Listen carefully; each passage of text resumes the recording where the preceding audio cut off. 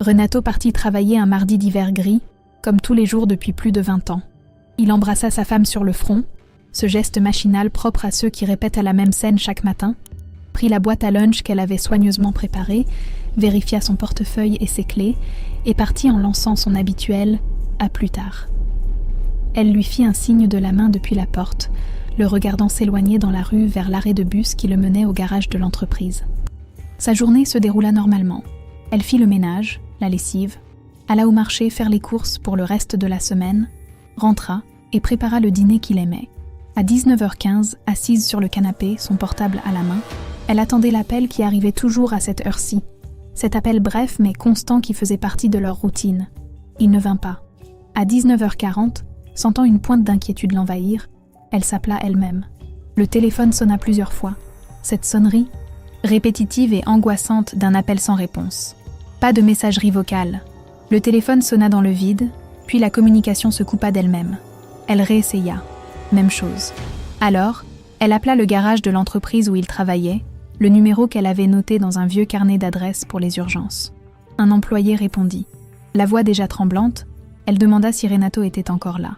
L'homme répondit que non, que Renato avait terminé son dernier trajet à l'heure, garé le bus à son emplacement, pointé, et était parti seul, à pied, par le portail principal vers 19h.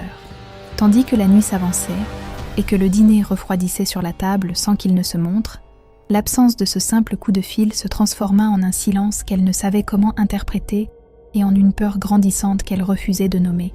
Il avait 50 ans et était chauffeur de bus depuis plus de 20 ans. Il travaillait toujours pour la même compagnie, empruntait les mêmes itinéraires, connaissant chaque rue, chaque virage, chaque nid de poule de la ville. C'était un de ces chauffeurs que les passagers réguliers connaissaient par son nom, qu'il saluait chaque jour et dont il savait qu'il était une bonne personne, polie et prudente. Il travaillait par roulement, avec des horaires qui changeaient tous les mois, tantôt tôt le matin, tantôt l'après-midi, tantôt la nuit. Mais lorsqu'il travaillait l'après-midi, de midi à 19h, il appelait toujours sa femme.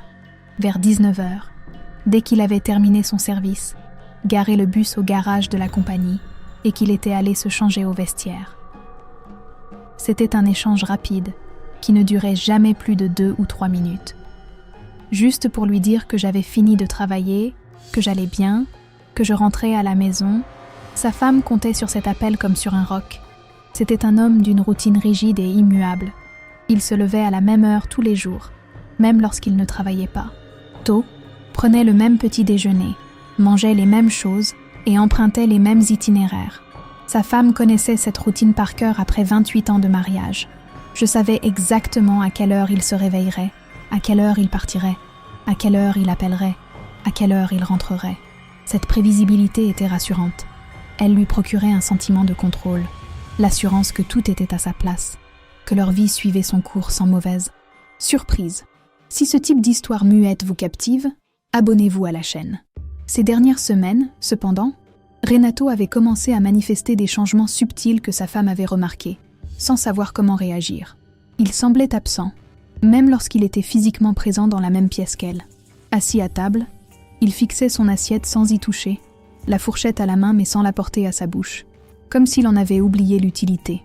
Elle lui demandait si le repas n'était pas bon, s'il désirait autre chose. Il revenait brusquement à la réalité, répondait que c'était excellent, et se mettait à manger machinalement, sans véritable appétit.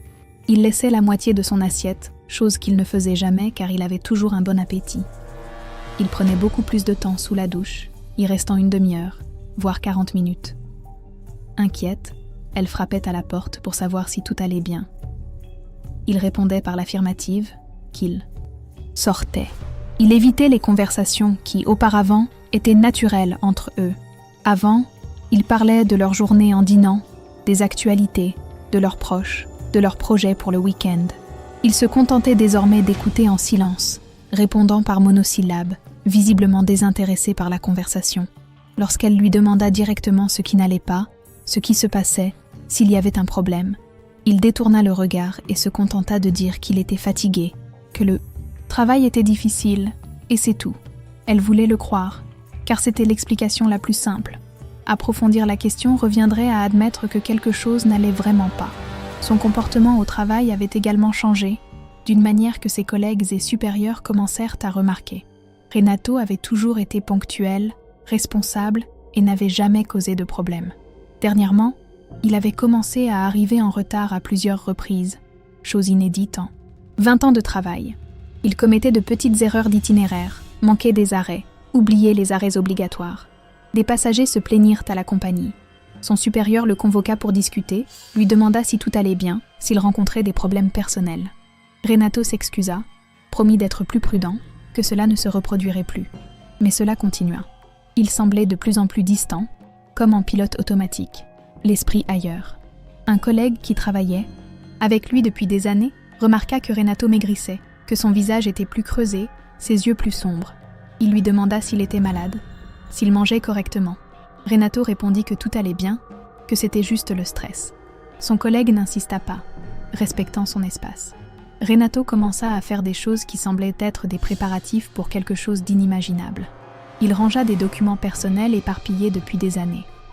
Son permis de travail, ses certificats, ses reçus, tout dans des dossiers séparés et étiquetés. Il laissa tout sur le bureau de sa chambre. Sa femme trouva cette soudaine frénésie d'organisation étrange, mais il expliqua qu'il faisait simplement le tri, que c'était bien d'avoir tout en ordre. Il paya ses factures en avance, remboursa un petit prêt dont il restait encore des mensualités. Il alla à la banque et fit cela sans rien dire à sa femme, qui ne le découvrit que plus tard en consultant son relevé. Il nota tous les mots de passe importants, compte bancaire, carte, compte en ligne, sur une feuille de papier et la glissa dans une enveloppe portant le nom de sa femme. Lorsqu'elle la trouva et lui demanda ce que c'était, il répondit que c'était bien qu'elle ait accès à tout au cas où elle en aurait besoin un jour, que c'était juste une précaution. Elle pensa qu'il était responsable, qu'il prévoyait l'avenir. Elle n'imaginait pas que cela puisse signifier autre chose. La semaine dernière, Renato a eu des comportements dont le sens ne se révélerait qu'après coup. Un soir, avant de s'endormir, il a serré sa femme plus longtemps dans ses bras, la serrant fort comme pour mémoriser cette sensation. Elle a trouvé cela touchant et lui a rendu son étreinte. Mais cela l'a paru étrange car il n'avait pas l'habitude des démonstrations d'affection physique. Le dimanche précédant sa disparition, il a insisté pour qu'il rende visite à sa mère à la maison de retraite où elle vivait. Sa belle-mère souffrait d'une démence avancée et reconnaissait à peine les gens, mais Renato tenait absolument à y aller. Ils y sont restés tout l'après-midi, lui assis simplement à côté d'elle, lui tenant la main sans dire un mot. Sa femme a trouvé toute cette attention étrange, mais a pensé qu'il était simplement affectueux. Mardi matin, Renato se réveilla au son de son réveil, comme d'habitude.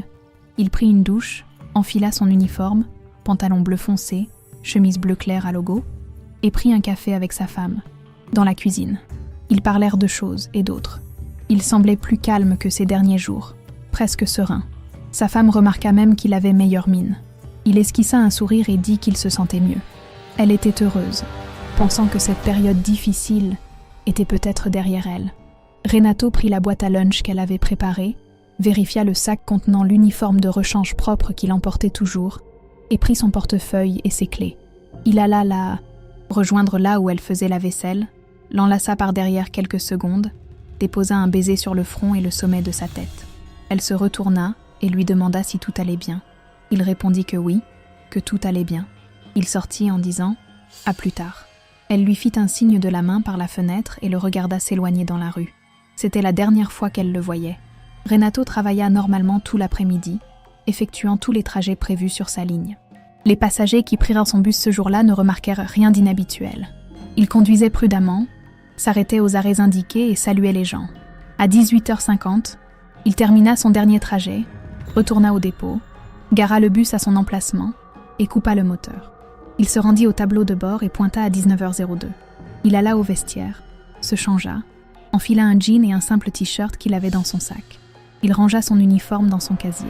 Il prit son portefeuille et son téléphone portable. Il quitta les vestiaires, traversa la zone administrative où quelques employés travaillaient encore.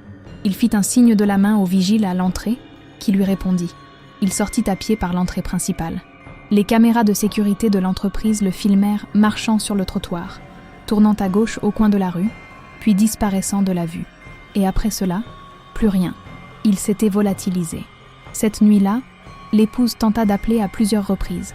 Le téléphone sonnait, mais personne ne répondait. L'appel ne basculait pas sur la messagerie vocale, ce qui signifiait que le portable était allumé, mais que son mari ne répondait pas. À 8 heures, déjà désespérée, elle appela la police. On lui répondit qu'il était trop tôt pour signaler une disparition, que les adultes avaient le droit d'aller et venir à leur guise. Elle insista. Son mari n'avait jamais manqué d'appeler, et quelque chose n'allait vraiment pas. La police enregistra une plainte, mais déclara qu'il fallait attendre. Elle passa la nuit blanche, appelant toutes les heures, toujours la même chose. Le téléphone sonnait dans le vide. Au petit matin, le téléphone se mit enfin à basculer directement sur la messagerie vocale, ce qui signifiait qu'il avait été éteint ou que la batterie était déchargée. Si vous avez déjà constaté un silence similaire, laissez un commentaire ou abonnez-vous. La police a ouvert une enquête le lendemain. Elle a obtenu des images de vidéosurveillance de l'entreprise montrant Renato partant à pied. Elle a également analysé les images des caméras de sécurité du quartier. On l'a vu marcher quelques rues, puis tourner dans une rue adjacente, et ensuite, plus rien.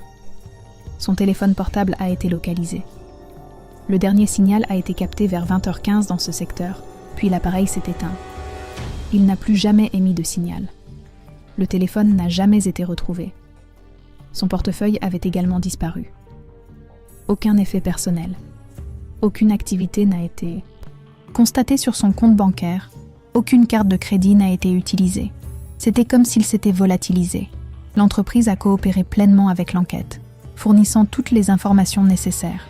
Ses collègues ont été interrogés. Tous s'accordaient à dire que Renato était plus discret ces dernières semaines, mais personne n'imaginait une chose pareille. Sa femme était complètement désemparée.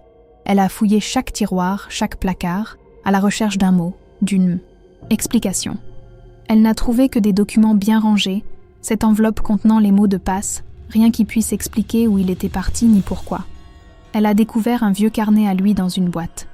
Il contenait quelques notes éparses. Sur la dernière page, une phrase qu'elle a relue des dizaines de fois, tentant de la comprendre. « J'en ai marre de me réveiller chaque jour face à la même chose.